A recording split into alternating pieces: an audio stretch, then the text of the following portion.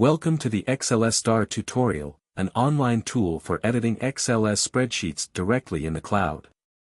Let's explore its features step by step. First, visit XlsStar using the provided link. Once inside, select Enter to open a new spreadsheet. You can perform various editing tasks, just like in a desktop editor. To create a chart, enter your data into the table, select it, and go to the top menu. Click Insert Chart and choose from bar, pie, or line charts. Customize titles, colors, and layout. In just a few clicks, you'll have a professional chart ready to use. Now, let's use the sum formula.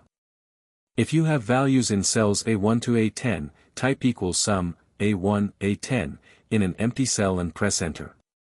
The total will appear instantly. It's a great time saver for repetitive calculations. Lastly, let's look at XlsStar's plugins. These add powerful capabilities to your spreadsheets.